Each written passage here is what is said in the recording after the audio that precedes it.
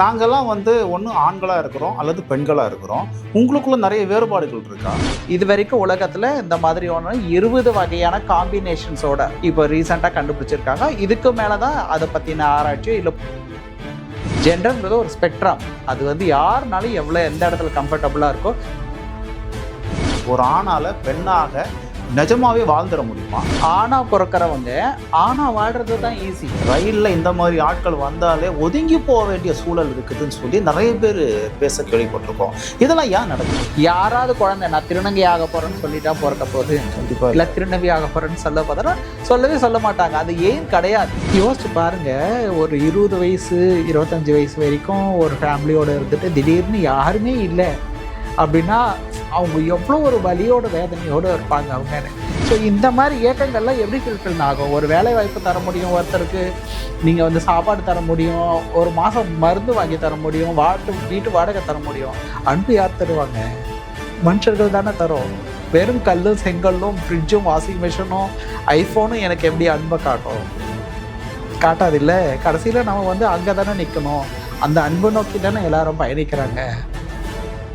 தமிழக நேயர்களுக்கு அன்பு வணக்கம். இன்றைக்கி வீடியோ நம்ம வியூவர்ஸ் நிறைய பேருக்கு ஒரு வித்தியாசமான அனுபவமாக இருக்க போது.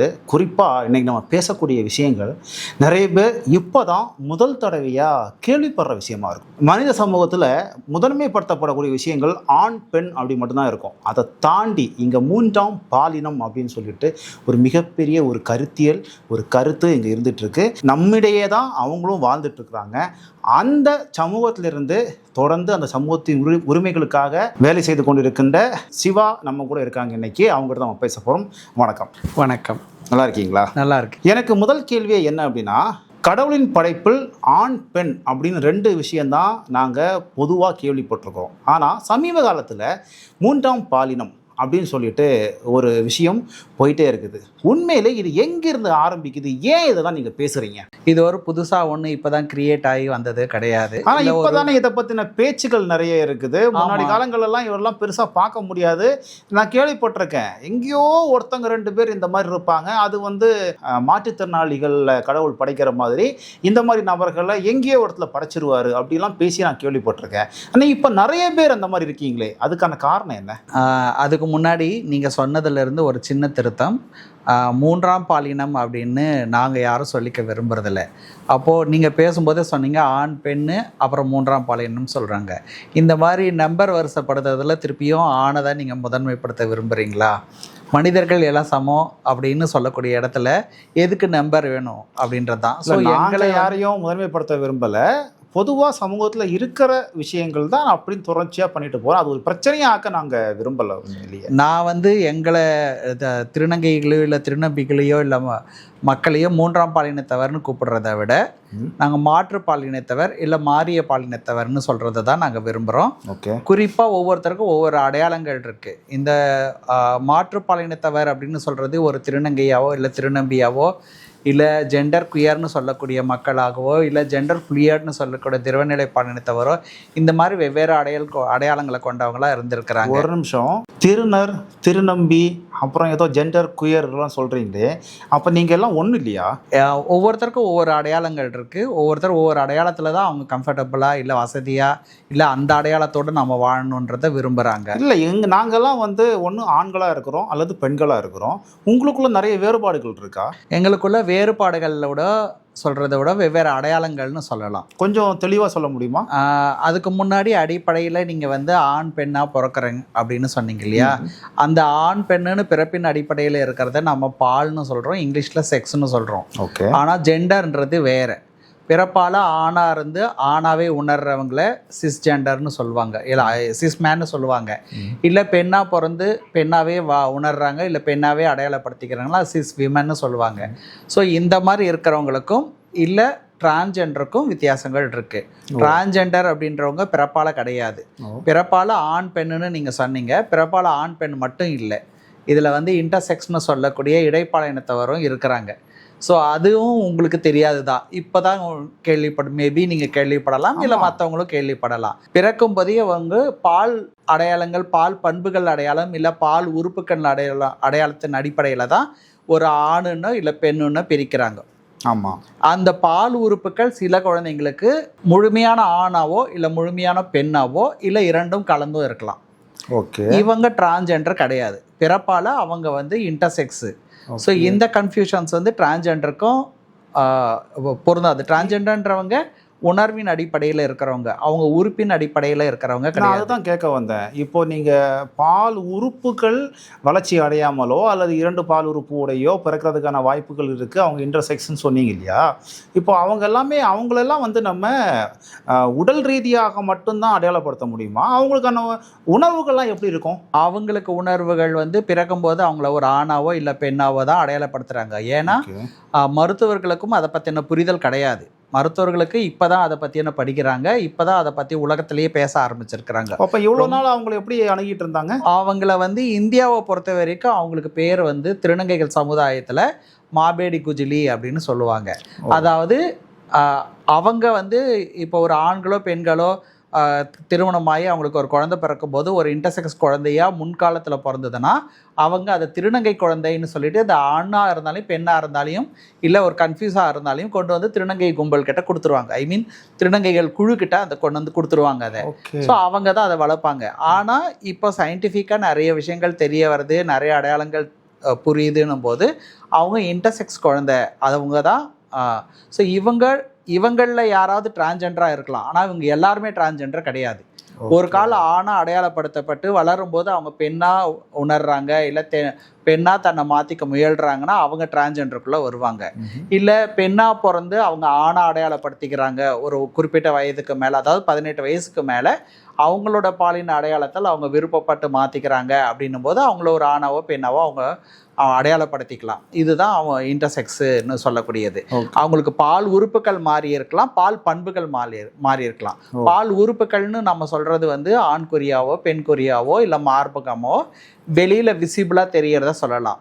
பால் பண்புகள்னு சொல்கிறது வந்து குரோமோசோமோ இல்லை ஹார்மோனோ இந்த மாதிரிலாம்.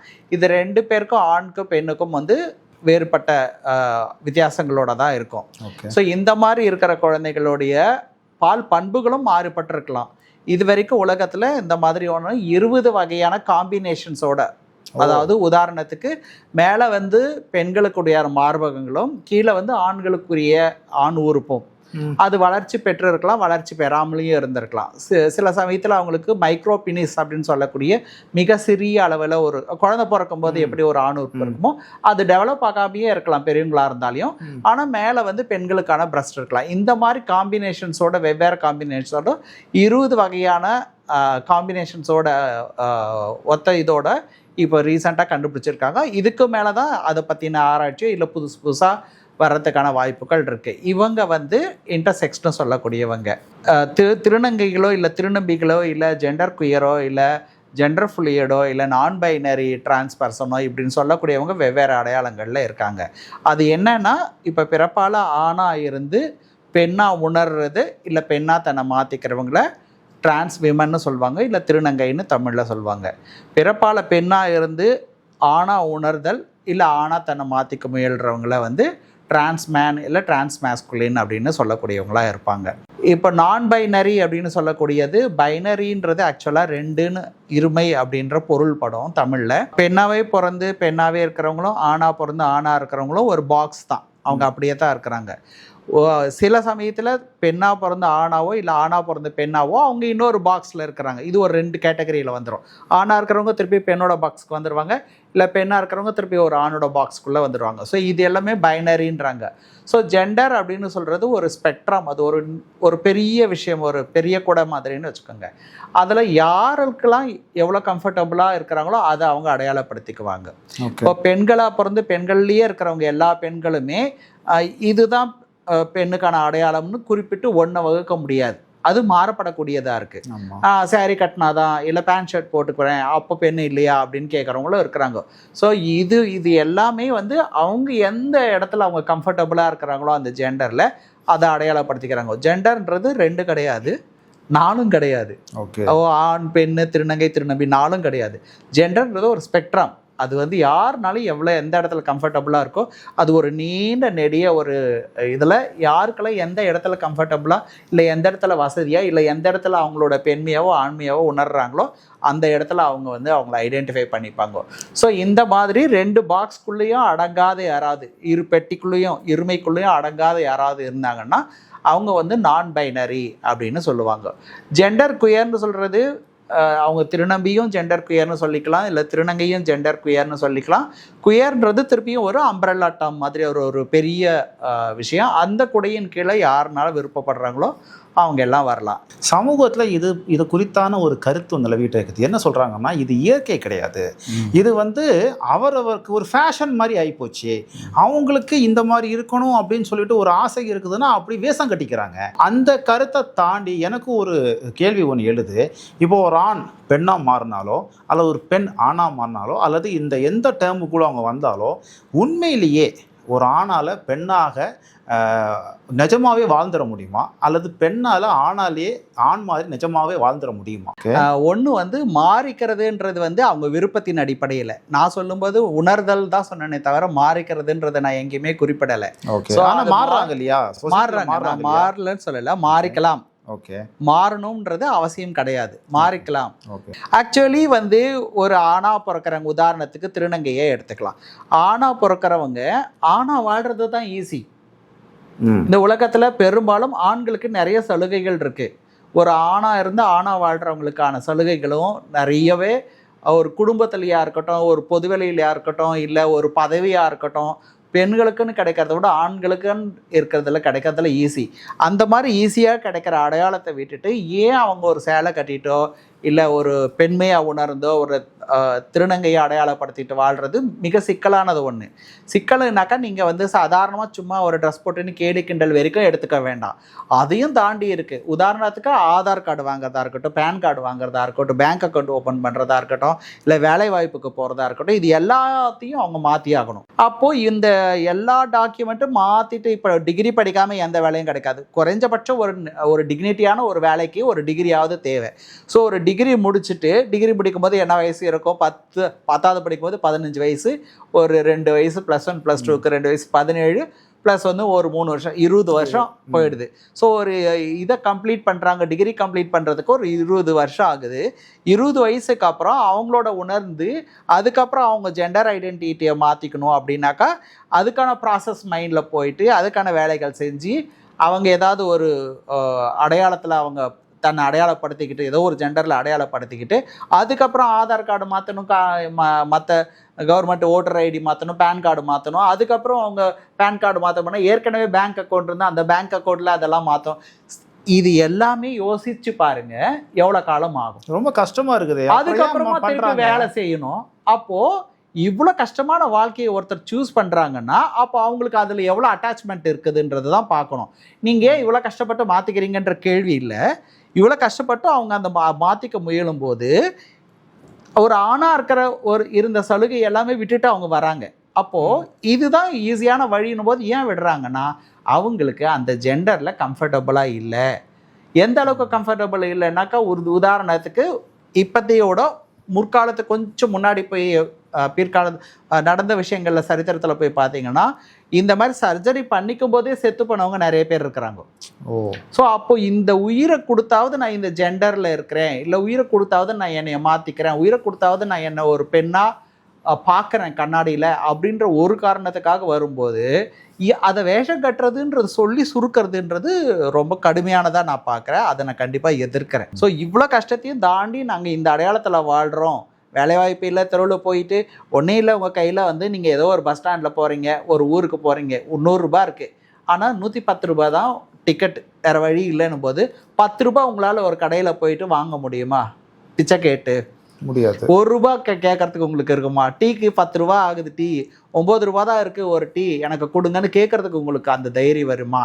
அந்த பிச்சை எடுத்து ஒரு வாழ்க்கையை வாழ்கிறாங்கன்னா அந்த ஒரு கஷ்டமான வாழ்க்கையை இதை விட அவர் ஆணா வாழ்றது கஷ்டம்னு தான் அர்த்தம். அது அப்படி தான் நம்ம அந்த பொருள் எடுத்துக்க வேண்டியதாக இருக்குது. ஸோ ஜெண்டர்னு பார்த்தீங்கன்னாவே அதையும் திருப்பி நீங்கள் வந்து 3ஆக பிரித்து பார்த்தீங்கன்னா உங்களுக்கு இதில் கொஞ்சம் தெளிவு இருக்கும். ஜெண்டர்ன்றதை 3ஆக எப்படி பார்க்காதுன்னா, ஒன்று வந்து ஜெண்டர் ரோல், ஜெண்டர் ரோல்னா நீங்கள் என்ன பாத்திரம் எடுத்து நீங்கள் செயல்படுறீங்கன்றது. உதாரணமாக நம்ம சில வேலைகளை சொல்லும் போதே நம்ம ஒரு ஆண் பெண்ணுன்னு நம்ம மைண்டுக்குள்ளே வரும். உதாரணமாக மிலிட்ரின்னு சொன்னாவே பெரும்பாலும் ஆண்கள் வருவாங்க, நர்ஸுன்னு சொல்லும்போது பெண்கள் வருவாங்க, பியூட்டிஷியன் சொல்லும்போது பெண்கள் வருவாங்க. இப்படி ஏதாவது ஒரு வேலையை இல்லை ஒரு பாத்திரத்தை சொல்லும்போது ஒரு ஆணாவோ பெண்ணாவோ நம்ம மைண்டில் இருக்கு இல்லையா, இதை நம்ம வந்து ஜெண்டர் ரோல்னு சொல்லுவாங்க. இன்னொன்று ஜெண்டர் எக்ஸ்பிரஷன். அவங்க வந்து ஒரு ஆணாவோ பெண்ணாவோ திருநங்கையோ யாருன்னா இருக்கலாம், அவங்க எப்படி அவங்கள வெளிப்படுத்திக்கிறாங்கன்றது தான் ஜெண்டர் எக்ஸ்பிரஷன்னு சொல்லுவாங்க. ஜெண்டர் எக்ஸ்பிரஷன்றது அது உடல் ரீதியாக இருக்கலாம், அது நடை உடை பாவனைகளில் சொல்கிறேன், பாவனைகளில் காட்டுற மாதிரி இருக்கலாம், உடைகளில் காட்டுற மாதிரி இருக்கலாம், கலர்களில் உடையோட கலர்களில் காட்டுறா இருக்கலாம். பெரும்பாலும் பிங்க் வந்து பெண்களுக்கு அப்படின்னு சொல்லக்கூடியதாகவும், ஆண்களுக்கு கருப்பு இல்லை வந்து கருநீலம் அப்படின்னு சொல்லக்கூடிய உடையோட நீல கலரை சொல்லலாம். ஸோ இந்த மாதிரி சொல்கிறது இல்லை இந்த மாதிரி வெளிப்படுத்திக்கிறத நம்ம வந்து ஜெண்டர் எக்ஸ்பிரஷன்னு சொல்லுவோம். ஜெண்டர் ஐடென்டின்றது வேறு. அவங்க வந்து தன்னை ஆணாக உணர்றாங்களா பெண்ணாக உணர்றாங்களான்றது. உதாரணத்துக்கு ஒரு ஆண் கொஞ்சம் பெண் தன்மையாக இருக்கிறவங்களா இருக்கலாம், ஆனால் அவர் தன்னை ஆணுன்னு உணர்ந்தால் நம்ம அவங்கள ஆணாக தான் ஏற்றுக்கணும். அதுதான் இப்போ பெண் தன்மையாக இருக்கிறதுனால நம்ம பெண்ணுனாவோ இல்லை திருநங்கையானவோ நம்ம ஏற்றுக்க முடியாது.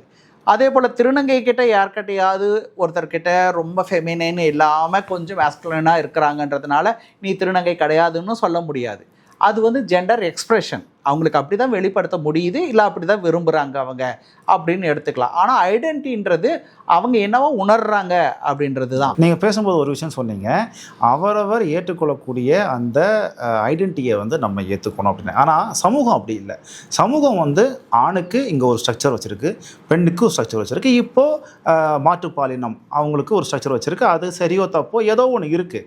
அப்போ இங்கே இருக்கிற அடிப்படையில் இருக்கக்கூடிய இந்த ஸ்ட்ரக்சர், பேசிக் ஸ்ட்ரக்சரையே தவறு.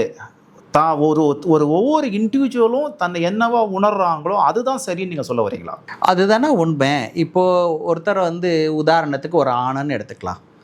இப்போ வந்து ஜஸ்ட் இமேஜின், இந்த இடத்துல வந்து ரூல் பண்ணக்கூடியவங்க ஒரு திருநங்கையோ இல்லை திருநம்பியோ ரூல் பண்ணுறாங்க.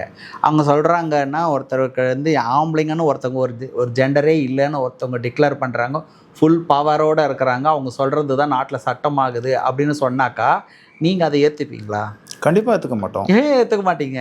காலங்காலமாக இருக்கிறோமே, எப்படி இல்லைன்னு சொல்ல முடியும்? காலங்காலமாக இருந்தது சட்டம்னு ஒன்று கொண்டு வந்து சொல்கிறாங்கன்றதுனால நீங்கள் மாற்றிக்க முடியாதுன்னு சொல்கிறீங்க இல்லையா? அந்த உணர்வு தான் முக்கியம். ஒரு சட்டமோ இல்லை வாழ்க்கை முறையோ இல்லை அதில் இருக்கிற கஷ்டங்களோ முக்கியம் கிடையாது. அந்த உணர்வின் அடிப்படையில் தான் இருந்திருக்காங்க. நீங்கள் காலங்காலமானு சொன்னீங்க, சங்க இலக்கியத்திலையோ புறநானூறுலேயோ இந்த குறிப்புகள் இல்லைன்னு நீங்கள் நினைக்கிறீங்களா? கண்டிப்பாக இருக்குது. நீங்கள் படித்து பார்த்தீங்கன்னா தெரியும், இவங்களுக்கு வந்து ஒரு பேரே இருக்குது. இப்போ வேணுமா தான் நம்ம வந்து திருநங்கை திருநம்பின்னு சொல்லலாம், இல்லை இன்டர்செக்ஸ்னு சொல்லக்கூடிய பாலினத்தவர்னு நம்ம சொல்லலாம். ஆனால் சங்க இலக்கியங்களில் இந்த மாதிரி ஒரு ஆண் பெண்ணாவோ இல்லை பெண் ஆணாவோ பால் திரிபு அடைந்தவர்கள்னு இருக்குது, குறிப்புகளில் இருக்குது. அப்போது இவங்க ஏதோ ஒரு ஃபேஷனில், நீங்கள் முதல்ல சொன்ன மாதிரி ஒரு ஃபேஷனில் இருக்கிறாங்க அப்படின்னு, ஃபேஷனுக்காக யாரும் கஷ்டப்பட மாட்டாங்க. ஸோ இது ஒன்றும் ஃபேஷனாக புதுசாக வந்ததெல்லாம் கிடையாது, இது இருந்திருக்கு. இப்போ வந்து அதிகமாக விசிபிளாக தெரியுதுன்றதுக்கு காரணம், முன்னாடி மறைவு வாழ்க்கை வாழ்ந்துட்டு இருந்தாங்க. அப்போ ஒரு ஆணா வாழ்ந்துட்டு இருந்திருப்பாங்க, இல்லை ஒரு பெண்ணா வாழ்ந்துட்டு இருப்பாங்க, உலகத்துக்காக வேண்டி இல்லை சமூகத்துக்காக பயந்து இல்லை பெற்றோருக்காக பயந்து வாழ்ந்திருப்பாங்க, இல்லை அவங்களுக்கே கன்ஃபியூஸாக இருந்திருக்கலாம். நம்ம என்ன இது ஒரு ஆணா பிறந்தா மீசதாடியோடு இருக்கானா நமக்கு ரொம்ப பெண்மை உணர்வாக இருக்கே அப்படின்னு ஒரு பயத்தோட வெளியே சொல்லாமல் வாழ்ந்து மடிஞ்சிருக்கலாம். சமூக வலைத்தளங்களை இதை பற்றின உரையாடல்கள் எழும்போது எல்லாம் ஒரு கருத்து வலுவாக வைக்கப்படுது, என்னன்னா இது கலியுகம். இந்த கலியுகத்தை அழிக்கிறதுக்கு கடவுள் இந்த மாதிரியான நபர்களை வந்து உருவாக்குறார் அப்படின்னு கருத்து தொடர்ச்சியாக வச்சுக்கிட்டே இருக்கிறாங்க. அதனால தான் இந்த கேள்வியை கேட்டேன். நல்லையே அந்த மாதிரி எதுவும் இருக்கா? இப்போ கலியுகன்றதே என்னன்னு எனக்கு தெரியல. கலியுகம்ன்றது என்ன? அது ஏதோ ஒரு மத அடிப்படையில் குறிப்பிட்ட ஒரு காலம் தானே சொல்றாங்க. உலகம் அழிய போகுது. கரெக்ட். அது வந்து உலகம் அறிய போகுதுன்னு எந்த சயின்டிஸ்டும் சொல்லலை. சொல்றது ஒரு குறிப்பிட்ட மதத்தின் அடிப்படையில் இருக்கிறவங்க சொல்றாங்க இல்லையா? அப்ப அந்த குறிப்பிட்ட மதத்தின் அடிப்படையில் சொல்லக்கூடியவங்களே தான் ராமர் காலத்துல திருநங்கைகள் இருந்ததுக்கான எவிடன்ஸ் இருந்திருக்குன்னு சொல்றாங்க. வழியில கதைகள்ல எவிடன்ஸ் இருந்திருக்காங்க. ஆனா யாருமே அவங்கள கொண்டாடல, அவங்கள முதன்மைப்படுத்தி எந்த வரலாறுமே இல்லை இல்லையா? அப்போ அங்க ஏதோ ஒரு சிக்கல் இருக்குன்னு தானே அர்த்தம். மேபி நம்ம அதை பேசு பொருளாக இல்லாமல் இருந்திருக்கலாம். தவிரவும் உலகத்தில் பேப்பரை முதல்ல கண்டுபிடிச்சதே ஒரு திருநங்கை தான். அப்படியா? ஆமாம், பேப்பர் யார் கண்டுபிடிச்சாங்க உலகத்தில்? ஒரு திருநங்கை, சைனாவை சேர்ந்த ஒரு திருநங்கை தான் வந்து பேப்பரை கண்டுபிடிச்சாங்க. அப்போ அவங்களுடைய வேலைகளை அவங்க செஞ்சுட்டு தான் இருந்திருக்கிறாங்க. யாரும் வந்து மேபி எண்ணிக்கையில் ஒரு ஆண் சாதிச்சாங்க, ஒரு ஆணோட எண்ணிக்கை அதிகமாக இருக்கும்போது அதை ரெப்ரசன்ட் பண்ணி அதை செய்கிற வேலைகளில் அவங்க அதிக பங்கு இருக்கிறது பேசு பொருளாக இருக்கும். பெண்கள் அதிகமாக இருந்திருக்கலாம், பெண்களுடைய ரெப்ரசன்டேஷனாக அவங்களுடைய வெளிப்பாடோ இல்லை அவங்க சாதிச்சதோ நிறைய பேசு பொருளாக இருக்கலாம். இருக்கிறதுலேயே மிக குறைந்த அளவில் இருக்கிறவங்கள அவங்க பேசு பொருளாக பெருசாக அளவில் பேசுகிறதுக்கான வாய்ப்புகள் இல்லைன்றது தான் ஒரு லாஜிக்கான விஷயமா பார்க்குறேன். குறிப்பாக திருநங்கைகள் பற்றி பேசும்போது நீங்கள் சொன்ன மாதிரி பிச்சை எடுக்கிறது, பாலியல் தொழில் பண்ணுறது, இதுதான் வந்து அதிகமாக பண்ணிகிட்ருக்காங்க. ஏன் இதில் அதிகமாக ஈடுபடுறாங்க? நீங்கள் சிம்பிளாக யோசித்து பார்க்கலாம். நீங்கள் ஒரு பொசிஷனில் இருக்கீங்க, இந்த பொசிஷன் உங்கள் அப்பா அம்மா பொசிஷனை விட நீங்கள் கொஞ்சம் மேம்பட்டு இருப்பீங்க. உங்களுக்கு ஒரு குழந்தை வரும்போது அதோட மேம்பட்டு இருக்கும். இப்போ திருநங்கைகளுக்கு அந்த மாதிரி பேக்ரவுண்டில் இல்லை பின்புலத்தில் என்ன மாதிரியான சப்போர்ட் இருந்திருக்கும், என்ன மாதிரியான வளர்ச்சி இருந்திருக்கும்? ஏன் சாதிக்கலை, ஏன் பெருசாக வரலன்றதுக்கு காரணம், எப்படி இருந்தாலும் தன் மகனை வந்து இல்லை தன் மகளையோ ஒரு தந்தையோ இல்லை ஒரு ஹஸ்பண்டோ இல்லை ஒரு அண்ணனோ தம்பியோ மேலே தூக்கி விட்டு படிக்கிறதுக்கு, வேலைக்கு கூட்டின்னு போய் விடுறதுக்கோ இல்லை ரெக்கமெண்ட் பண்ணுறதுக்கோ இல்லை வேலை வாங்கிறதுக்கான என்னெல்லாம் திறன்கள் தேவை, என்னெல்லாம் நீ உன்னை ப்ரிப்பேர் பண்ணிக்கணுன்றதுக்கு ஒரு சப்போர்ட் இருக்கும். பட் திருநங்கைகளுக்கோ இல்லை திருநம்பிகளுக்கோ இல்லை மாற்று பாலினத்தவர்களுக்கோ அந்த படிப்பே தடைப்படுதே. அதை தாண்டி அவங்க படிக்கணும், படிச்சுட்டு அப்புறம் அந்த சர்டிஃபிகேட்டெல்லாம் மாற்றணும். உருவம் வந்து ஒன்றா இருக்கும், பெண்ணாக இருக்கும், சர்டிஃபிகேட் பார்த்திங்கன்னா ஆணாக இருக்கும். அப்போ ஆண் அடையாளத்தில் இருக்கிற அடையாளத்தை செல்லாது, அப்போ பெண் அடையாளத்துக்கான சர்டிஃபிகேட் வாங்கணும். இதெல்லாம் வாங்கிட்டு வேலை தேடி போகும்போது வேலை கிடைக்கிறது கஷ்டம். அப்படியே வேலை கிடைச்சாலும் அதில் சர்வைவல் ரொம்ப கஷ்டம்.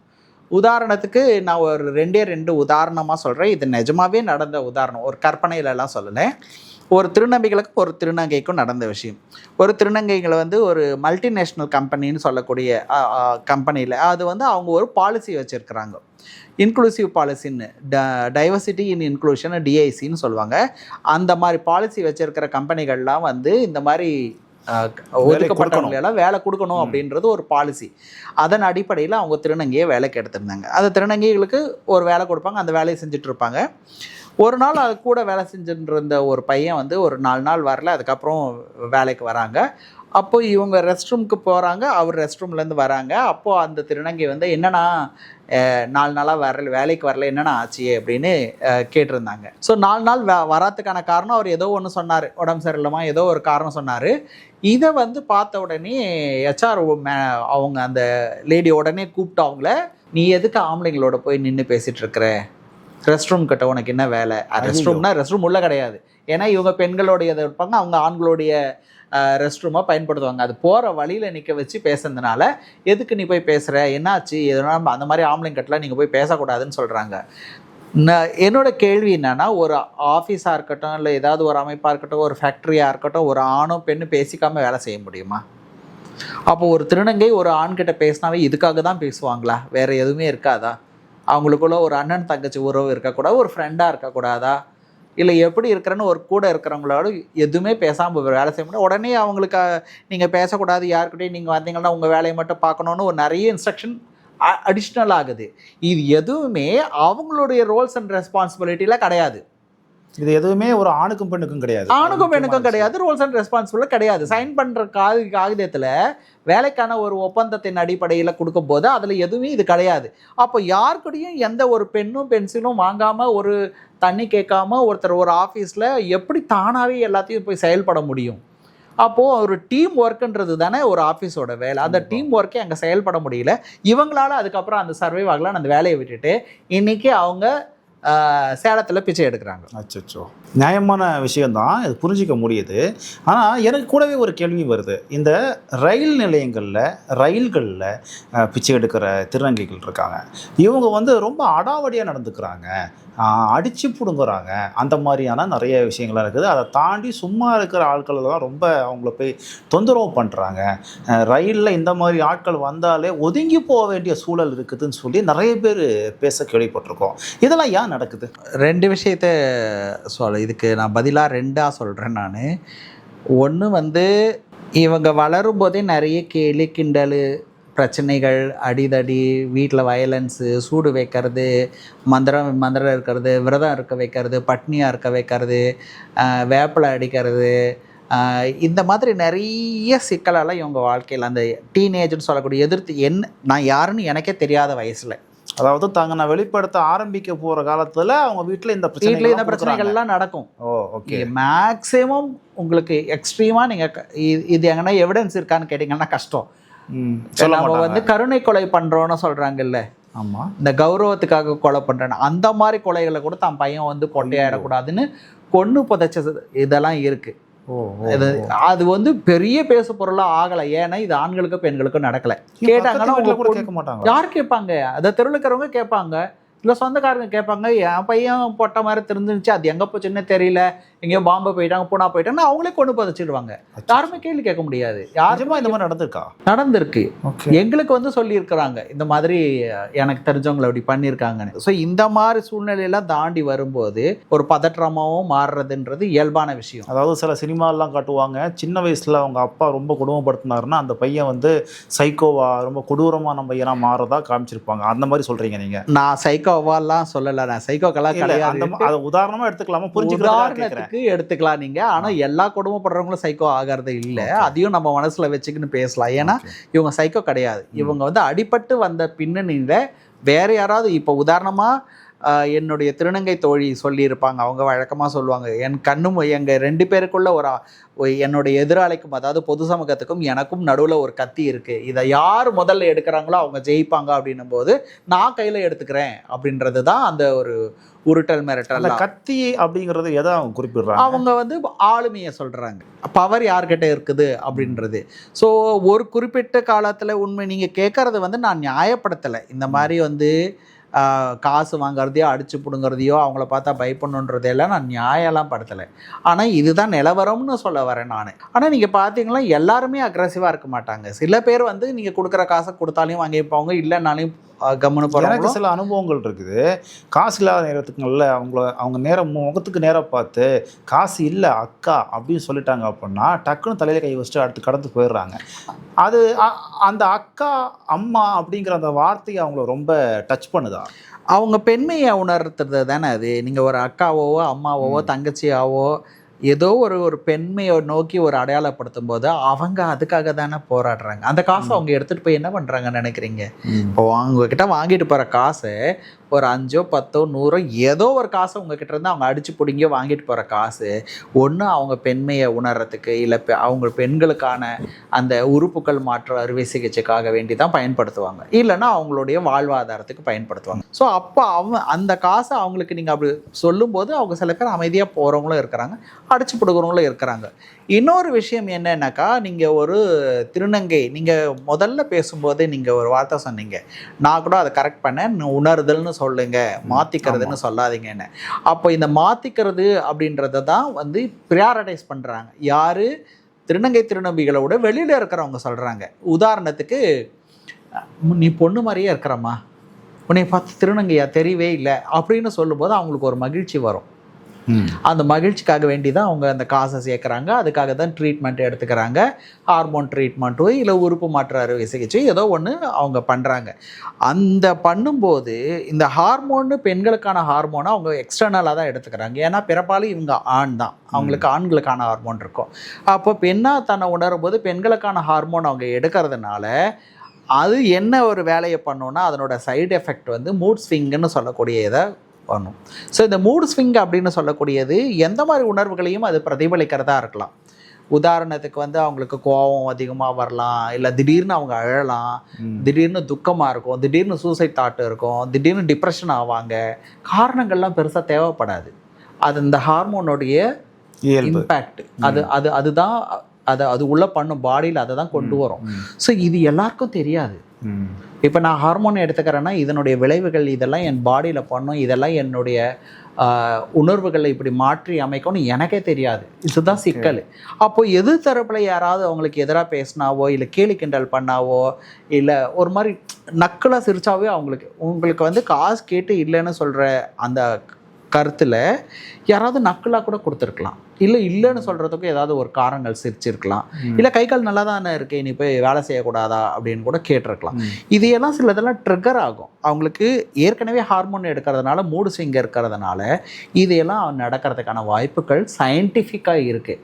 அப்போது நீங்கள் வந்து ஒரு திருநங்கை ஒரு முழுமையான ஒரு பெண்ணு மாதிரி இல்லை பெண் அடையாளப்படுத்துறதோட, உதாரணத்துக்கு சொல்கிறேன்னா பெண்களுக்கான மார்பகங்களாக இருக்கட்டும், மீச தாடி இல்லாமல் இருக்கட்டும், இல்லை பெண்ணு மாதிரி ஒரு நளினமான ஒரு உடல் அப்படின்னலாம் நம்ம வந்து சொல்லி புகழாரம் பண்ணுறதுனால அவங்களுக்கு இதெல்லாம் எடுக்க வேண்டியதாக இருக்குது. ஒரு கால் நீங்கள் அதையெல்லாம் விட்டுட்டீங்க, நீங்கள் இந்த ட்ரெஸ்ஸில் இருக்கிறதையும் நீங்கள் வந்து பெண்ணாக தான் கருதுகிறேன், நீங்கள் ஆம்பளைக்கான பேண்ட் ஷர்ட் போட்டிருந்தாலையும் நீங்கள் பெண்மையாக இருந்தால் பெண்மையாக உணர்றேன்னா அவங்களுக்கு இதெல்லாம் நடக்காது. அவங்க காசு கேட்க வேண்டியதெல்லாம் தேவை இருக்காது, அவங்களுக்கு ஹார்மோன் எடுக்க வேண்டிய தேவை இருக்காது. மேபி பர்சனலாக ஃபீலிங் இருந்து எடுக்கலாம். சமூகத்தால் வந்து நீ இப்படி தான் இருக்கணும்னு ஒரு கட்டமைப்பை கொண்டு வராத வகையில் அவங்க விருப்பத்தின் அடிப்படையில் மாறிக்கிறத பற்றி நம்மளுக்கு கேள்வியோ இல்லை அதை பற்றிய கலந்துரையாடலே தேவையில்லை. இந்த சமூகத்துக்காகத்தான் நான் என்னை மாற்றிக்கிறேன், நீ வந்து ஆனா பொண்ணான்னு கேள்வி கேட்கறது, பொண்ணுன்னா நீ எப்படி பொண்ணு, அவள் உனக்கு என்ன ஆகுது, மீசையோடு வச்சுருக்கிற தாடியோடு வச்சுருக்கிற ஆம்பளை மாதிரி கிராப் வெட்டியிருக்கிற அப்படின்னா சமூகம் கேள்வி கேட்கும்போது தான் ஓகே இதெல்லாம் தான் நம்ம மாற்றிக்கணும் அப்படின்னு அதை நோக்கி போகிறதுனால வர சிக்கலாக இருக்கலாம். ஸோ இதுதான் வந்து அவங்களுக்கான அக்ரெசிவ்க்கான காரணங்களாக இருக்கும். மூணாவது ஒரு பெரிய காரணம், இதுவும் சமூகத்தால் தான் வருதுன்னு நான் சொல்லுவேன். இப்போ ஒரு ஆண்களுக்கோ பெண்களுக்கோ வீடு கிடைக்கிறதுன்றது எவ்வளோ கஷ்டம் இல்லை எவ்வளோ ஈஸியாக, எது ஒன்றும் ஈஸியாக கிடைக்குதோ கஷ்டமாக கிடைக்குதோ, ஆண்களுக்கோ பெண்களுக்கோ வீடு. ஒரு திருநங்கைகள்லாம் எங்கே வீடு எடுக்கிறாங்க, எவ்வளோ வாடகை கொடுக்குறாங்க, எவ்வளோ அட்வான்ஸ் கொடுக்குறாங்க, எந்த ஏரியாவில் வீடு கிடைக்குதுன்னு உங்களுக்கு தெரியுமா? எங்கே வாழ்கிறாங்க? மேபி எங்கன்னா பார்த்துருப்பீங்க, நீங்கள் ரோட்டில் பார்த்துருப்பீங்க. ஆக்சுவலாக எங்கே தான் வாழ்கிறாங்க? அவங்க வாழ்கிற இடங்கள்லாம் பார்த்தீங்கன்னா பெரும்பாலும் எங்கெல்லாம் கூவ நதி இருந்ததோ அந்த கூவ நதிக்கு பக்கத்தில் தான் ஒரு வீடு இருக்கும். அந்த வீடுகள் எல்லாமே திருநங்கைகளுக்கு கொடுத்துருப்பாங்க. அங்கே பார்த்தீங்கன்னா நானும் ஒரு தடவை ஒரு திருநங்கையை பார்க்குறதுக்கு போகும்போது நான் அந்த வழியில் போகிறேன், அந்த பிராய்லர் கோழி அந்த ரெக்கைங்க குடலுங்க வேஸ்ட்டுங்கெல்லாம் கொட்டி ஃபுல்லாக வச்சுருந்தாங்க. அது மேலே தான் நடந்து போனேன். நினச்சி பாருங்கள் அது ஓரத்தில் எவ்வளோ ஸ்மெல்லோடு அவங்க இருக்கணும்னு. ஸோ இந்த மாதிரி இடத்துல தான் வீடு கிடைக்கும். அந்த வீடு எவ்வளோ திறமாக இருக்கும், நீங்கள் பாஷான ஒரு இடத்துல நீங்கள் எவ்வளோ ஒரு சராசரியான ஒரு மக்களுக்கு எவ்வளோ வாடகை கொடுக்கலாம் அந்த வாடகை அவங்க கொடுக்கணும். ஐயோ, அப்போ தான் அந்த வீடு தருவாங்க. இல்லைன்னா அவங்களுக்கு வீடு இல்லைன்னு சொல்லுவாங்க. இது வெறும் வாடகை மட்டும் சொல்கிறேன், இதோட நிற்காது. சண்டே ஆச்சுன்னு வச்சுக்கோங்க, சண்டே அவங்க ஏதாவது நான்வெஜ் வாங்க போகிறாங்கன்னா அம்மா அப்படியே ஒரு 1/2 கிலோ கறி வாங்கிட்டு வந்து. ஐயோ இது வரையா கறி வாங்கிட்டு வந்துடுமா, மாமா கேட்குறாரு, அப்படியே மாமா ஒரே அடிப்பாருமா, ஏதாவது அவருக்கு ஞாயிற்றுக்கிழமை வாங்கி தருமா அப்படின்னு சரக்கு வாங்கின சொல்லுவாங்க. இதெல்லாம் வாங்கி கொடுத்து கேட்கும் போதெல்லாம் அவங்களுக்கு அட்வான்ஸ் கொடுத்து இப்படியெல்லாம் சர்வைவல் ஆனால் தான் அவங்களுக்கு வீடு கிடைக்கும். அப்போது வேறு வழியே இல்லாமல் ஒரு சராசரியாக ஒரு 15-20 ஒரு வாழ்க்கையை நடத்தக்கூடிய ஒரு பொதுவாக இந்த தமிழ்நாட்டில் சென்னையில் நீங்கள் ஒரு 20,000 ரூபாய் 25,000 ரூபாயில் மாதத்தில் வாடகை நடத்த கொடுத்து உங்களால் ஒரு சர்வைவல் பண்ண முடியும்னா திருநங்கைக்கு அது 2 மடங்காக இருக்கும். நான் உங்ககிட்ட 2 மடங்காக இருக்கும். ரயிலில் ஏன் இப்படி நடக்குதுன்னு அந்த ரயில் மொத்தமாக திருநங்கை சமூகத்தில் இருக்கக்கூடிய எல்லா சிக்கல்களையும் போட்டு உரைச்சிட்டீங்க. உண்மையிலேயே அவ்வளோ அழுத்தம் இருக்கா உள்ள? இவ்வளோ விஷயத்த சொல்கிறீங்களே. இதெல்லாம் இருக்குது. நான் இது எதுவும் பொய்ன்னு சொன்னாக்கா யாராவது இது பொய்ன்னு எனக்கு நிரூபிக்கட்டும். ஏன்னா படுறது நாங்கள் படுற கஷ்டத்தை நாங்கள் தான் சொல்லணும். பேசிக்காக ஒரு ஆண் குழந்தையாக இருக்கட்டும் பெண் குழந்தையாக இருக்கட்டும் பிறக்கும் போதே யாருமே வந்து நான் டாக்டர் ஆவேன்னு சொல்லுவாங்க, நான் வக்கீல் ஆகுவேன்னு சொல்லுவாங்க, நான் பைலட் ஆவேன்னு சொல்லுவாங்க, இல்லை நான் டான்ஸர் ஆகுவேன்னு சொல்லுவாங்க, நான் பியூட்டிஷியன் ஆகுங்க, இல்லை நான் மாடல் ஆகிறேன், ஏதோ ஒன்று சொல்ல ஒரு எய்ம் வச்சுருப்பாங்க. யாராவது குழந்தை நான் திருநங்கை ஆக போகிறேன்னு சொல்லிட்டா பிறக்க போகுது, கண்டிப்பாக இல்லை திருநங்கை ஆக போகிறேன்னு சொல்ல போதுன்னா சொல்ல மாட்டாங்க. அது எய்ம் கிடையாது, அது அப்போ கிடையாது. அப்போது இந்த புற சூழ்நிலை காரணமாக தான் அவங்க இந்த மாதிரிலாம் தள்ளப்படுறதுனால தான் அவங்க அடிச்சு பிடுங்கிறதெல்லாம் நான் ஒரு காலம் நான் நியாயப்படுத்த மாட்டேன். ஏன்னா நாம் யாருக்கும் அவங்க கையில் காசு கொடுத்து வச்சுருந்தவங்ககிட்டயும் நம்ம கேட்கறது கூட அப்படி கேட்கணுன்றது முறையற்றது. ஆனால் சில சிக்கல்கள் இந்த சமுதாயத்தில் இதெல்லாம் சரி பண்ணாமல் நாம் இதை மட்டுமே சரி பண்ணணுன்றது ஆகாது. அப்படியே பண்ணாலையும் புண்ணுக்கு நாங்கள் புணுகு தடுக்கிற வேலையை மாதிரி தான் இருக்கும். அந்த புண்ணுலேருந்து ஒரு வாசனை வருதா, அந்த வாசனையை மட்டும் நம்ம நிரூபமே தவிர புண்ணை சரி பண்ணுன்ற வேலையை பார்க்கணும். புண்ணு சரி பண்ணால் தான் அந்த வாசனை நிற்கும்ன்றதை நம்ம அடிப்படையாக புரிஞ்சுக்கணும். இவ்வளோ கஷ்டமான இந்த ப்ராசஸை விரும்பி ஏற்றுக்கிறாங்க அப்படின்னு சொல்கிறீங்க. அந்த ப்ராசஸ் ஆக்சுவலி எங்கே ஆரம்பிக்குது, இது எப்படி நகர்ந்து போகுது? முதல்ல வந்து யாருமே எடுத்த உடனே வீட்டு விட்டுலாம் வெளியே வரமாட்டாங்க. ஓகே. அப்பா அம்மா யாரெல்லாம் ஏற்றுக்கிட்டாங்களோ, அப்பா அம்மா கிட்ட இருந்து அங்கீகாரம் யாருக்கெல்லாம் கிடைக்குதோ அவங்களாம் ஒரு நல்ல நிலையில் இருப்பாங்க. நீங்கள் பார்த்தீங்கன்னா திருநங்கைகளில் ஓரளவுக்கு ரீச் ஆனவங்க, ஓரளவுக்கு அவங்க சுதந்திரமாக போராடுறவங்க, இந்த வாழ்க்கையோ இல்லை சமூகத்தை மாற்றத்துக்கோ வேலை செய்கிறவங்க எல்லாமே அவங்களுக்கு பேக்ரவுண்டில் அவங்களோட பேரண்ட் சப்போர்ட் இருந்திருக்கும். அந்த சப்போர்ட் இல்லாதவங்க தான் இந்த மாதிரி வெளியே வந்து கஷ்டப்படுறாங்க, வெளியே வர்றாங்க. ஸோ முதல்ல அவங்களோட அடையாளம் முதல்ல அப்பா அம்மாவுக்கு தான் சொல்லுவாங்க. இந்த மாதிரி எனக்கு ஃபீலிங் இருக்குதுன்றது அரசல் புரசலாவது சொல்லிடுவாங்க. ஓகே. உதாரணத்துக்கு யாரும் இல்லாத போது அக்காவோட ட்ரெஸ்ஸை போட்டு பார்க்கறது, சாரீ கட்டி பார்க்கறது, இப்படியெல்லாம் பண்ணும்போது ஏதோ ஒரு வகையில் அவங்களுக்கு தெரியும் பேரண்ட்ஸ்க்கு இது வந்து நம்மளோட குழந்தை வந்து இந்த மாதிரி ஒரு ஆக்டிவிட்டியோட இருக்குன்னு. இதை முதல்ல மாற்றணும்னு தான் பார்ப்பாங்க. இதை அப்போ அக்செப்ட் பண்ணாங்கன்னா மீதி எதுவுமே நடக்கிறதுக்கு இருக்காது. நீங்கள் கேட்ட கேள்விகள்லாம் ஒன்றுமே இருக்காது. அதை பற்றி கலந்துரையாடலே தேவைப்படுது. அக்செப்டன்ஸ் ரேஷியோ எந்த அளவுக்கு இருக்குது? ரொம்ப ரொம்ப கம்மியாக தான் இருக்குது. ரொம்ப கம்மியாக இருக்குது. அக்செப்ட் கூட எப்படி இருக்குன்னா தெரில, நான் ரொம்ப எமோஷன் ஆகிடுவேனான்னு தெரியல எனக்கு. இல்லை, எனக்கு ஒரு விஷயம் ஞாபகம் வருது. இப்போது எனக்கு ஒரு பெண் குழந்தை, அந்த பெண் குழந்தை ஒருவேளை ஒரு ஆண் மாதிரி நடந்துக்குது அப்படின்னா எனக்கு ஒன்றும் நான் பெருசாக அதை கவனிப்பானா அல்லது அதை அதட்டுவானான்லாம் தெரியல எனக்கு. பெண் ஆணா நடந்துக்கிட்டா ஆம்பளை மாதிரி குழந்தைய வளர்க்குறான் அப்படின்னு நிறைய பேர் சொல்லி கேள்விப்பட்டிருக்கேன். அந்த ஆண் மாதிரி நடந்துக்குதுன்றதுக்கு லேயர் இருக்குது. நீங்கள் ஒரே லேயரில் ஒரு கோட்லலாம் பார்க்க முடியாது. உங்களுக்கு ஒரு பெண் குழந்தை இருக்குது, ஆம்பளை மாதிரி கடைக்கு போயிட்டு வருது, வண்டி ஓட்டுதுன்ற அளவுக்கு அலோவ் பண்ணுவீங்க. பாய் கட் பண்ணுறதுக்கு அலோவ் பண்ணுவீங்களா? ஓகே, பாய் கட் பண்ண அலோவ் பண்ணுறீங்க. கம்மல்லாம் நான் போட மாட்டேன்னு சொன்னால் அலோவ் பண்ணுவீங்களா? நான் 2 பட்டன் கழட்டி விட்டு நான் ஆம்பளை மாதிரி போகணுன்றதுக்கு நீங்கள் தான் ஆம்பளை மாதிரி இருந்தால் பாராட்டுதான்றாங்க.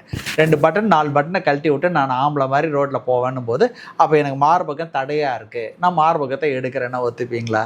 அப்போது நீங்கள் அந்த ஆண் மாதிரி இருக்கிறது பாராட்டுதல்ன்றதே ஒரு லேயர் தான். ஒரு லேயர் வரைக்கும் தான் உங்கள் அலௌடு இருக்கும். இதுவே நீங்கள் சொல்லும் போது தான் எனக்கே அந்த புரிதலே வருது. ஆமாம், அதுக்கு ஒரு லேயர் இருக்குது இல்லையா அப்படின்னு தோணுது. ஆமாம், ஒத்துக்க முடியாது. ஸோ இது எந்த அளவுக்கு பேரண்ட்டுங்களுடைய அக்செப்டன்ஸு இருக்குன்னு கேட்டிங்கன்னா, எனக்கு தெரிஞ்ச ஒரு கிறிஸ்டியன் பேக்ரவுண்டில் இருந்த ட்ரான்ஸ் பண்ணவங்க, அதுக்கு முன்ன நாள் நாங்கள்லாம் கிறிஸ்மஸ் அன்னைக்கு முன்ன நாள் நாங்கள்லாம் ஒன்றா சேர்ந்து ஒரு ஜஸ்ட் எல்லோரும் ஒன்றா இருக்கிறோம், கம்யூனிட்டியில் சேர்ந்தவங்க எல்லாருமே ஒன்றா இருக்கிறோம். அவன் வந்து அந்த கிறிஸ்மஸ் மறுநாள்னா முன்ன நாள் நைட்டு அழுறான். அவன் எங்கள் கூட எல்லாருக்கிட்டையும் உட்காந்துட்டு இருக்கும்போது திடீர்னு அழுகுறான் அவன். நாங்கள் கேட்டோம், ஏன்டா அழுகுற, என்னடா ஆச்சு சொல்லுடான்னு சொன்னால் ரொம்ப நேரம் கழிச்சு சொல்கிறான், கிறிஸ்மஸ்க்கு முன்ன நாள்னா எங்கள் வீடு எப்படி இருக்கும் தெரியுமா, நாங்கள் என்னென்ன பலகாரம் செய்ய ஆரம்பிச்சிருப்போம் தெரியுமா, என்னென்ன ட்ரெஸ் எல்லாம் வாங்கியிருப்போம் தெரியுமா, ஒரு வாரத்துக்கு முன்னாடியே எல்லோரும் ப்ரிப்பேர் ஆகும், எனக்கு கிறிஸ்மஸ்ஸு நாளைக்கு எனக்கு யாருமே இல்லை, எனக்கு ஏக்கமாக இருக்குது, எங்கள் வீட்டில் இதெல்லாம் செய்வாங்க, பிரியாணி செய்வாங்க, இந்த ஸ்வீட் செய்வாங்க, இதெல்லாம் வந்து எனக்கு ஏக்கமாக இருக்குது அப்படின்னு சொன்னாங்க. யோசிச்சு பாருங்கள், ஒரு 20 வயசு 25 வயசு வரைக்கும் ஒரு ஃபேமிலியோடு இருந்துட்டு திடீர்னு யாருமே இல்லை அப்படின்னா அவங்க எவ்வளோ ஒரு வலியோட வேதனையோடு இருப்பாங்க அவங்கன்னு. ஸோ மறுநாள் நாங்கள் அந்த கிறிஸ்மஸை கொண்டாடணுன்னா அவனோட நாங்கள் சர்ச்சுக்கு போனோம்.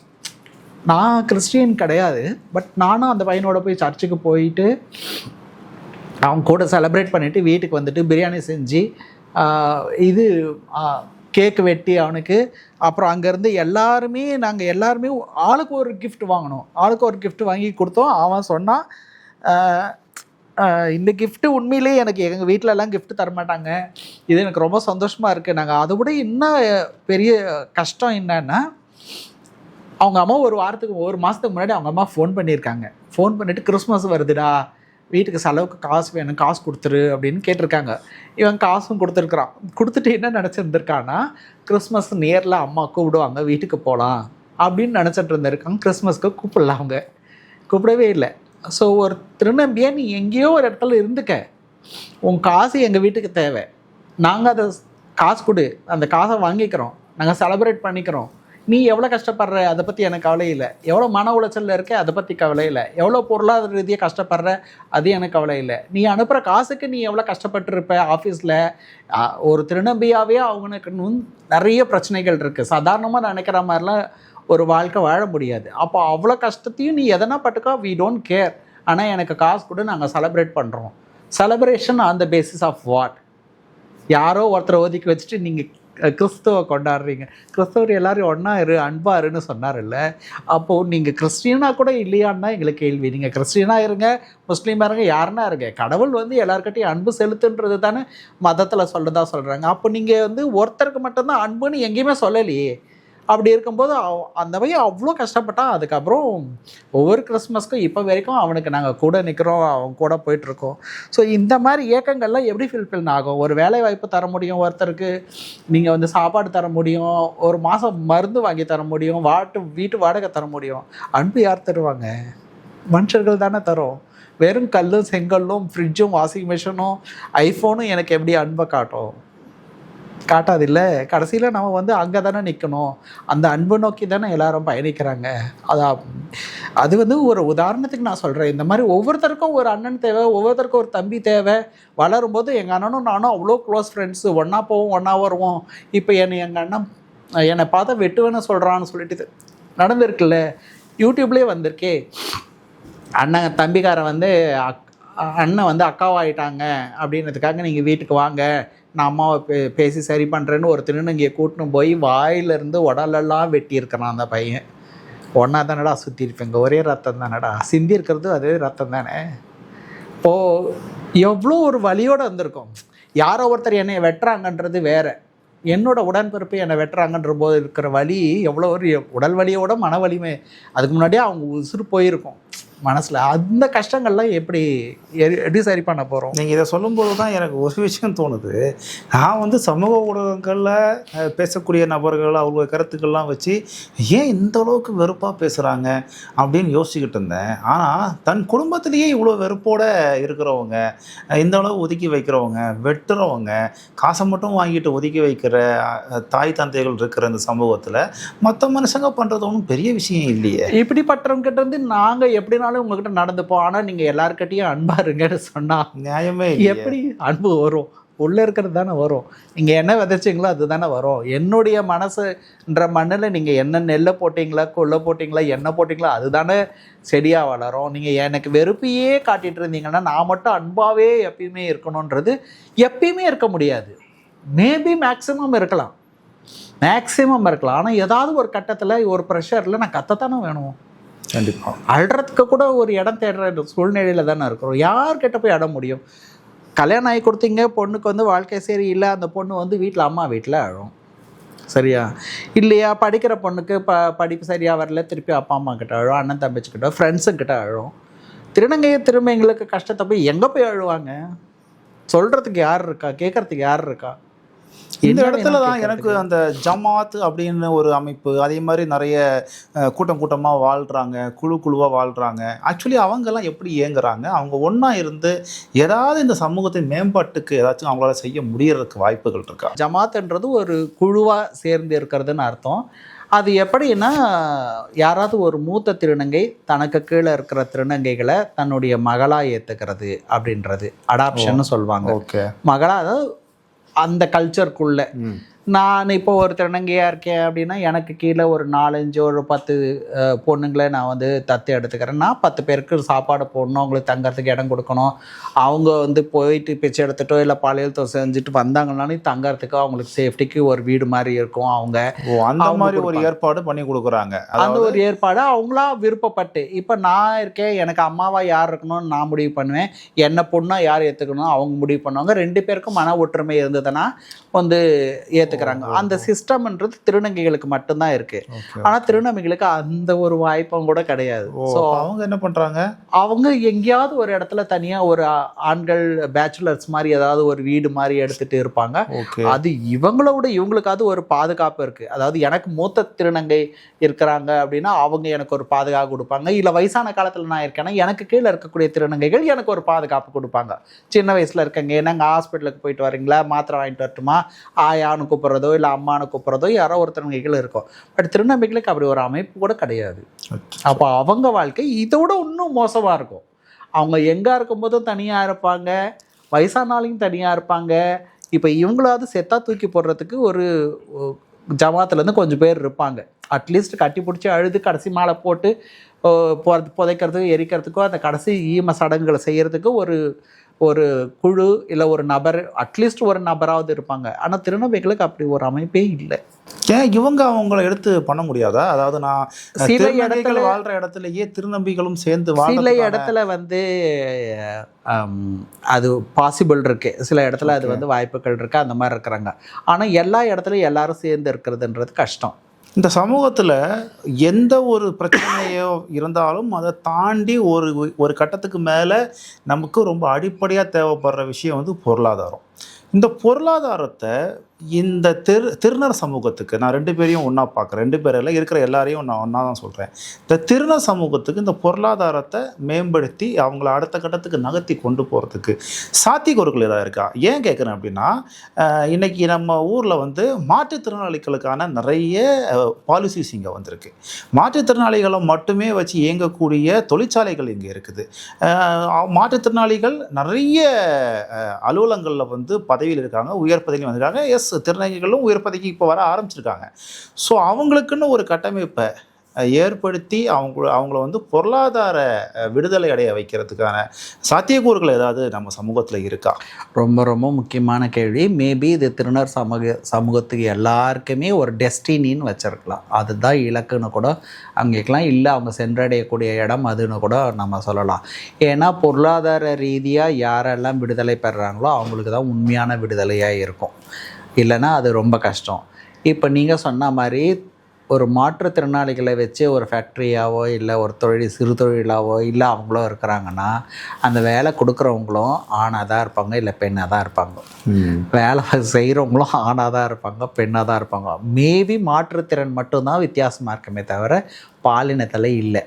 ஆனால் இங்கே சிக்கல் என்னன்னா, அப்படி ஒரு ஃபேக்ட்ரியில் அவங்களால சாதாரணமாக சர்வைவல் கஷ்டம். ஃபார் எக்ஸாம்பிள், நான் ஒரு பிறப்பாளான நான் ஒரு திருநங்கையாக அடையாளப்படுத்திக்கிறேன்னா, அந்த ப்ராசஸிங் நடக்குதுன்னா நான் ஒரு ஹார்மோன் எடுப்பேன், எனக்கு மீசை தாடியெல்லாம் வளர குறையும், பிரஸ்ட் டெவலப்மெண்ட் இருக்கும். அந்த மாதிரி இருக்கிற காலகட்டத்தில் இந்த ப்ராசஸிங் டைமில் ஒரு பொது இடத்துல ஒரு ஆண் கழிப்பறியை பயன்படுத்தணுமா இல்லை பெண் கழிப்பறியை பயன்படுத்தணுமா? எதன் பயன்படுத்துவாங்க?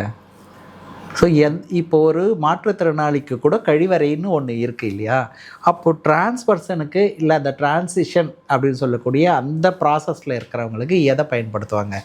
ஆண் கொடுப்பாங்களா, ஆணில் போக சொல்லுவாங்களா, இல்லை பெண்களில் போக சொல்லுவாங்களா? ஆண்களில் போகும்போது இவங்களுக்கு பிரச்சனை இருக்க போது, பெண்களுக்கு போனால் பெண்கள் அதை பாதுகாப்பின்மையாக உணர்வாங்க. அப்போ இந்த ஸ்ட்ரக்சர்லாம் அவங்களால சர்வைவிலே இருக்க முடியாது. அப்போ இது பொது தீர்வு. அப்போது கழிவறை ஆண்களுக்கு பெண்களுக்கு கட்ட தெரிஞ்சவங்களுக்கு திருநர்களுக்குன்னு சொல்லிட்டு ஒரு கழிவறை கட்டுங்க. ஏன்னா அதில் எப்படியே ஒரு 50-60 பேர் இருக்க போகிறதில்ல, யாரோ ஒருத்தர் 2 பேர் இருப்பாங்க. லெட் இட் பி, ஒருத்தருக்கு ஒன்று இருக்கட்டுமே. ஜெண்டர் நியூட்ரல் டாய்லெட்னு வைங்க, யாருன்னா பயன்படுத்திக்கிட்டோம், ஆண் பயன்படுத்திட்டோம், பெண் பயன்படுத்திட்டு யாராவது இருக்கட்டும். இந்த பேசிக் அடிப்படையிலேருந்து கொடுங்க, அதுக்கப்புறம் படிப்பு கொடுங்க, அதுக்கப்புறம் வேலை வாய்ப்பு கொடுங்க, அதுக்கப்புறம் சுதந்திரமாக அவங்க இருந்துப்பாங்க. ஸோ அந்த பொருளாதார ரீதியாக அடிப்படையில் போய் சேரணுன்னா, எங்கேயோ ஒருத்தர் படிப்பு இல்லாமல் பெரிய ஆள் ஆகலையா, நம்ம நாட்டில் காமராஜர் இல்லையா, அவர் என்ன படித்தார், இப்படியான இந்த மாதிரி கதைகள்லாம் நிறைய சொல்லுவாங்க. எத்தனை காமராஜர் இருந்தாங்க? காமராஜர் அந்த காலத்தில் ஒரு காமராஜர் இருந்தார். காமராஜருக்கு அப்புறம் இப்போ எத்தனை காமராஜரை நீங்கள் காட்ட முடியும்? படிப்பு ரொம்ப முக்கியம். ஆனால் நீங்கள் படித்தவங்களை காட்ட முடியும். இத்தனை பேர் படிச்சிருக்கிறாங்க, எம்பிஏ இத்தனை 1000 பேர் முடிச்சிருக்கிறாங்க, டாக்டர் இத்தனை 1000 பேர் முடித்தாங்கன்னு சொல்ல முடியும். அவங்களுக்கு எல்லாருக்கும் at least more then 75% they are employed இல்லையா? இப்போ நான் எம்பிஏ படிச்சுட்டு நான் பிஸ்னஸ் தான் பண்ணணும்னு இல்லை, நான் எம்பிஏ படிச்சுட்டு அட்லீஸ்ட் கிளர்க்காவது இருக்கலாம். ஏதோ ஒரு வேலை நிரந்தரம் இருக்குது. ஸோ வேலை செய்யக்கூடிய வாய்ப்பு இருக்குது. ஸோ படிப்பு கொடுங்க, வேலை வாய்ப்பு கொடுங்க, அப்புறம் அவங்களோட பொருளாதார ரீதியாக அதுக்கான வாய்ப்புகள் இருக்குதானா? இருக்குது. ஆனால் இல்லைன்ற மாதிரி தான் இருக்குது. நான் ஆக்சுவலி உங்களுடைய எதிர்பார்ப்புகள் வந்து ரொம்ப பெருசாக ஏதோ இருக்க போகுது அப்படின்னு நினச்சேன். நீங்கள் ரொம்ப சாதாரணமாக ஒரு பாலின பாகுபாடு இல்லாத ஒரு டாய்லெட் கொடுங்க அப்படின்னு கேட்டிருக்கீங்க. இதே மாதிரி வேறு என்னென்ன, இது பெரிய சர்ப்ரைஸாக இருக்குது எனக்கு. இதே மாதிரி வேறு என்னென்ன கோரிக்கைகள் இருக்குது? நான் வந்து இது சொன்னது வந்து ரொம்ப லீஸ்ட்டாக ஒரு உதாரணம் கொடுத்தது எதுக்கு தெரியுங்களா? அந்த லீஸ்ட் ஆனதே உங்களால் இன்னும் செய்ய முடியலன்னு சொல்லி அசிங்கப்படுத்துகிறேன் நான் உங்களுக்கு. நீங்கள் கொடுக்கல ஜெண்டர் நியூட்ரல் டாய்லு தமிழ்நாட்டில் நீங்கள் எத்தனை இடத்துல இருக்கான்னு நினைக்கிறீங்க? இப்போ கட்டியிருக்கிற பஸ் ஸ்டாண்டில் டிஎம்கே பீரியடில் இதை கட்டியிருக்கிறாங்க, வச்சிருக்கிறாங்க. அந்த கேளாம்பக்கத்தில் வந்து வச்சிருக்கிறாங்க ஜெண்டர் நியூட்ரல் டாய்லெட்டுன்னு வச்சிருக்கிறாங்க. அதில் அந்த மாதிரி எல்லா இடத்துலையும் இருக்கணும். நாங்கள் எங்கே அங்கே மட்டும் எனக்கு பாத்ரூம் போகிறதுனா நான் கிளம்பாக்கம் போக முடியும், கிளம்பாக்கத்தில் இருந்தேன்னா பயன்படுத்த முடியும். நான் எல்லா இடத்துலையும் தான் நான் இருக்கிறேன். ஸோ நான் இந்த டாய்லெட்டை எதுக்கு பிரித்து வச்சுருக்கிறாங்கன்னு எனக்கு கேள்வியே இருக்காது, ரொம்ப நாள் கேள்வி. ஏன்னா இட்ஸ் அ பேசிக். எனக்கு யூரின் அர்ஜென்சி வருதுன்னா இல்லை டாய்லெட் அர்ஜென்சி வருதுன்னா நான் அதை பயன்படுத்துறதுக்கு எங்கேயுமே இருக்கணும். இப்போ நம்ம ட்ரெயினில் போகிறோம், அது வச்சு ஜென்ரல் நியூட்ரல் டாய்லெட் தான். அங்கே என்ன பிரச்சனை வந்துடுது? ஆண்களும் போகிறாங்க, பெண்களும் போகிறாங்க, மாற்றுறது பாலினத்தவரும் போகிறாங்க, எல்லாருமே தான் அதை பயன்படுத்துகிறாங்க. அங்கேயும் பிரச்சனை இல்லை. ஃப்ளைட்டில் போகும்போது அது அங்கேயும் ஜெண்டர் நியூட்ரல் தான், அங்கேயும் எந்த பாகுபாடு இல்லை. எல்லா இடத்துலையுமே ஜெண்டரை நீங்கள் எடுத்துகிட்டு ஜெண்டர் நியூட்ரல் டாய்லெட்டை இங்கே என்ன பிரச்சனை வந்துட போகுது? உண்மைதான் இல்லை. ஸோ இந்த ஜெண்டர் ஈக்குவாலிட்டி வந்ததுனாக்கா எல்லாமே சமத்துவம் எல்லா இடத்துலையும் இருக்கும்னு எனக்கு ஒரு எதிர்பார்ப்பு இருக்குது. பொதுவாகவே நம்ம சமூகம் வந்து ஏற்றத்தாழ்வுகள் இல்லை சமூகம் தான். இந்த ஏற்றத்தாழ்வுகளில் முதன்மையாக இருக்கிறது இங்கே இருக்கிறது சாதி ஏற்றத்தாழ்வு. இந்த சாதி ஏற்றத்தாழ்வில் இடஒதுக்கீடுகள் கொடுத்து கொஞ்சம் கொஞ்சம் மேலே கொண்டு வர முயற்சி பண்ணிகிட்டு இருக்காங்க. அந்த இடத்துல ஒரு கேள்வி எப்போவுமே இருந்துகிட்டே இருக்கும். என்ன அப்படின்னா, சாதிய இடஒதுக்கீடுகளை வாங்கிக்கிட்டு அனுபவிச்சுக்கிட்டு மேலெழுந்து வந்த ஒருத்தர் அந்த சமூகத்துக்கு திருப்பி என்ன செஞ்சார் அப்படிங்கிற கேள்வி தொடர்ச்சியாக சமூகத்தை இருந்துகிட்டே இருக்குது. இதே கேள்வி எனக்கும் வருது. இங்கே தமிழகத்தில், வெளி மாநிலங்களை விட்டுருங்க, தமிழகத்தில் திருநர் சமூகத்திலிருந்து நிறைய பேர் வந்து மேலிருந்து வந்திருக்காங்க, சாதிச்சுருக்காங்க, நல்லா இருக்க உதாரணங்கள் நமக்கு நிறைய இருக்குது. அந்த மாதிரி நபர்கள்கிட்ட வந்து இது கிட்டத்தட்ட ஒடுக்கப்பட்ட ஒரு ஐடென்டிட்டி தான். அந்த மாதிரி நபர்கள்கிட்ட வந்து என்ன உதவிகள் கிடைக்குது, அல்லது உண்மையிலேயே எந்த உதவியும் கிடைக்காம அவங்க தங்களை மட்டும் சேஃபாக நிறுத்திக்கிறாங்களா? சில பேர் அந்த மாதிரி வந்து முன் வந்து உதவி செய்கிறாங்க, சில பேர் செய்யறதில்ல. ஆனால் செய்யலாம் இல்லையா? செய்யறதுக்கான சாத்தியக்கூறுகள்லாம் இருக்கு இல்லையா? செய்யலாம். ஏன் செய்ய மாட்டேங்கிறாங்க? ஏன் செய்யலைன்றதுக்கான கேள்வி அவங்களுக்கே அது போதாமையாக இருக்கும். ஒன்று, அவங்க யாராவது 1-2 திருநங்கையோ திருநம்பியோ சேர்த்து வாழ்வாங்க. இது இயல்பில் அவங்களோட என்னோட சிஸ்டர் மாதிரி, என்னோடய பிரதர் மாதிரின்னு அவங்க சேர்ந்து வாழ்வாங்க. அவங்களோடைய முடிஞ்சிடும் அந்த சம்பளம். இல்லைன்னா அவங்க வீட்டுக்கு கொடுக்க வேண்டியதாக இருக்கும். மூணாவது, அவங்க ஹஸ்பண்டுன்னு யாராவது இருந்தாங்கன்னா, இல்லை ஒய்ஃபுக்கு யாராவது இருந்தால் அப்படி பார்த்துப்பாங்களே தவிர திருப்பி இந்த சமூகத்துக்கு நம்ம கொடுக்கணும். ஏன் இப்போ பொது சமூகத்தில் ஒரு குடும்பமாக இருக்கக்கூடிய நபர்கள் கூட குடும்ப செலவை தாண்டி சமூக சேவை, ஒருத்தவங்களை படிக்க வைக்கிறேன், இல்லை ஒரு ஏதோ ஒன்று செய்கிறேன், கொஞ்சம் காசு யாருக்காவது கொடுத்து உதவு பண்ணுறேன், இந்த மாதிரி நிறைய செய்கிறாங்க இல்லையா? அப்போது உங்களை மாதிரி என்ஜிஓக்கள் இங்கே செயல்பட்டுக்கிட்டு இருக்குது, தொடர்ச்சியாக திருந சமூகத்துக்காக செயல்பட்டுக்கிட்டே இருக்கிறீங்க. உங்களுக்கு கொடுத்து கூட நேரடியாக இல்லைன்னா கூட மாதம் ஒரு 1000 ரூபாய் இருந்தால் உங்களுக்கு நான் டெய்லி மாதம் அனுப்பிச்சிடுறேன். அந்த மாதிரி ஒரு 100 பேர் அனுப்பிச்சாங்கன்னா உங்களுக்கு மாதம் 1 லட்சம். முதல்ல 100 பேர் இருக்கிறாங்களான்றது சரி, ஒரு 10 பேர் அனுப்பிச்சா கூட ஒரு 10,000 ரூபாய் வந்துடும். இப்போ நீங்கள் இந்த சொல்லும் போதே இந்த குடும்பம்னு சொன்னீங்க இல்லையா, இந்த அமைப்புக்குன்னு பொண்டாட்டி வழியிலேயே ஏதோ ஒரு சொத்து வந்திருக்கலாம், இல்லை அவங்க ஹஸ்பண்ட் வழியில் ஆண் வழியில் ஏதாவது சொத்து வந்திருக்கலாம், இல்லை பரம்பரையாக அவங்களுக்கான நகையாவோ சொத்தாவோ இல்லை மதிப்போ ஒரு கடையோ ஏதோ ஒரு வகையில் அவங்களுக்கு இருக்கும். இப்போ இந்த திருடங்களுக்கு திருடுவாங்க எதுவுமே இல்லையே, பேக்ரவுண்டு அவங்க தான் விழுந்தாங்க, அவங்க தான் எந்திரிக்கிறாங்க, எந்திரிச்சு நடக்கும்போது யாருமே இல்லையே. அப்போ செய்யக்கூடிய மனப்பான்மை இருந்தாலையும் அவங்க பேக்ரவுண்டில் ஒன்றும் அவ்வளோ பெருசாக எல்லாம் சம்பளம் யாரும் வாங்கலை. ஓகே, என்னோட தேவையை மீறி நான் கொடுக்குற அளவுக்கு பெரிய சம்பளம் யாருமே வாங்கலை. அப்படி பெரிய சம்பளம் வாங்குற போஸ்டெல்லாம் இவங்களை வச்சிருக்க மாட்டாங்க. அதெல்லாம் ஏதாவது ஒரு ஆண் ஆக்குபை பண்ணுவான், அப்படி இல்லைன்னா ஆண் கண்ட்ரோலில் இருக்கக்கூடிய ஏதாவது ஒரு பெண் ஆகும். ஐ எம் வெரி சாரி, நான் திருப்பி எல்லா பெண்களும் அப்படி சொல்லலை, எல்லா ஆண்களையும் அப்படி சொல்லலை. சூழ்நிலைகள் பெரும்பான்மையா உதாரணங்கள்ல பெரும்பாலும் அப்படித்தானே இருக்க ஒழிய அவங்கள கொண்டு போய் திருநரை வந்து உதாரணத்துக்கு சொல்றேனே, இங்கே தான் ஜிஎம்னு இருக்காங்க, ஒரு ஃபேக்டரியில் ஒரு ஜிஎம்மாக ஒரு ஆணாவோ ஒரு பெண்ணாவோ இருக்கிறத நம்மளால் பார்க்க முடியும். ஒரு ஜிஎம்மாக திருநங்கை இருப்பாங்க, அவங்களுக்கு கீழே இவ்வளோ ஆண்கள் பெண்கள் வேலை செய்வாங்கன்னு இமேஜின் பண்ணி பாருங்க, ஹவு தே வில் பி. அவங்களுக்கு என்ன ரெஸ்பாண்ட் பண்ணுவாங்க, ஜிஎம்கான உண்மையான மரியாதை கொடுப்பாங்கன்னு நீங்கள் நம்புறீங்களா? எக்ஸ்ன்னு ஒருத்தர் திருநங்கை அவங்கன்னு வச்சுக்கோங்க, அந்த அடையாளத்தில் இருக்கிறவங்க ஒரு பெரிய இடத்துல ஒரு நல்ல போஸ்ட்டில் இருந்தாங்க. அந்த ஃபேக்ட்ரியில் நான் பதவிகளை சொல்கிறேன், நீங்கள் திருப்பி ஆட்களை எண்ணாதீங்க, மேலே கீழேன்னு சொல்கிறது நான் வந்து பதவிகளை மட்டும் சொல்கிறது தவிர மனிதர்களை சொல்லலை. ஸோ பதவியில் உயரிய பதவியில் இருக்கிறவங்க கடைசியாக பதவியில் இருக்கிற ஒரு டீ கொண்டு வந்து கொடுக்கக்கூடிய ஒரு பையன் ஏதோ ஒரு சமயத்தில் ஒரு 9ன்னு ஒரு நம்பரை சொன்னான். அதாவது எத்தனை இருக்குது எண்ணுன்னு சொன்னாங்க. பெட்டிக்கெல்லாம் ஒரு 46 பெட்டி இருக்கும்போது 1 2 3 4 5 6 7 8 அப்படின்னு திருப்பி இந்த பர்டிகுலர் பர்சனை பார்த்துட்டு 9 10 11ன்னு எண்ணாங்க. இந்த இடத்துல அந்த பையன் வெளிப்படையாக பார்த்தா எந்த தப்புமே பண்ணலை. ஏன்னா நீங்கள் கவுண்ட் பண்ண சொன்னீங்க, அவன் கவுண்ட் பண்ணான், அவனோட எண்ணிக்கை தான் சொன்னான். ஆனால் அவனோட செயல் 9ன்னு வரும்போது மட்டும் லைட்டாக திருப்பி ஒரு பர்சனை பார்த்தான். அது நீங்கள் நிரூபிக்கவே முடியாது குற்றம்னு. ஆனால் அவங்களால தொடர்ந்து அங்கே வேலை செய்ய முடியுமா? பெரிய பதவியில் இருக்கிறவங்க, இந்த லாஸ்ட்டாக இருக்கிற அந்த பதவியில் இருக்கிறவங்க ஒரு கேலி கிண்டல் பண்ணும்போது அவங்களால மற்றவங்களும் திருப்பி எப்படி கண்ட்ரோல் பண்ணி வேலை செய்ய முடியும்? உங்களை மாதிரி என்ஜிஓக்கள் இந்த இடத்துல என்ன மாதிரியான வேலைகள்லாம் செய்கிறீங்க? நாங்கள் என்ன மேக்ஸிமம் செய்ய முடியுமோ அதை நாங்கள் வந்து 24 மணி நேரம் செய்கிறோம். ஓகே, 24 மணி நேரம் செய்கிறோன்னாக்கா 24 மணி நேரம் உட்காந்து வேலை செய்கிறோமான்னு இல்லை. நைட்டு 12 மணிக்கு எனக்கு ஒரு கால் வரலாம், என் உதவி கேட்டு வரலாம், சூசைட் பண்ணிக்கிறேன்னு கால் வரலாம், இல்லை எங்கள் வீட்டை விட்டு திருத்திட்டாங்கன்னா எங்கே தங்கறதுன்னு கேட்டு வரலாம். இந்த மாதிரி நிறைய நடந்திருக்கு. இவங்களுக்கு எல்லாருக்குமே உதவி செஞ்சிட்ருக்குறோம். ஸோ எங்களுக்கு இந்த அடிப்படை உதவிகளை செய்யறதுக்கே பெரிய வேலையாக இருக்குது. இதையெல்லாம் செய்யறது போக விழிப்புணர்வு பண்ணுவோம். யாருக்கெல்லாம் பண்ணுவோம்? சமுதாயத்தில் யாருக்குனாலே பண்ணுவோம். பத்திரிகைக்கு பண்ணுவோம், வழக்கறிஞர்கள் கூட்டத்தில் பண்ணுவோம், டாக்டருங்களுக்கு பண்ணுவோம், பேரண்ட்டுங்களை எங்கேயாவது ஒரு டீச்சர்ஸ் அசோசியேஷன் இருந்தால் அதில் போய் பேசுவோம், விமன்ஸ் குரூப் இருந்தால் அதில் போய் பேசுவோம். இதெல்லாம் செய்கிறது மூலயமா அவங்க குழந்தைங்கள அவங்கவுங்களுக்கு தெரிஞ்ச வகையில் அவங்கவுங்க ஏற்றுக்கணும் அப்படின்றதுடைய நோக்கம். கடைசியில் உங்களுடைய கோரிக்கை என்ன அப்படின்னா, உங்கள் குழந்தை இந்த மாதிரி ஏதாச்சும் ஒரு அடையாளத்தை தேர்ந்தெடுத்ததுன்னா அவங்களை இப்போ தயவு செய்து ஏற்றுக்கோங்கிறதா இருக்குது. ஏற்றுக்கணும், நல்லது, உங்கள் ஃபேமிலிக்கும் நல்லது. அந்த குழந்தை யார் சொல்ல முடியாது.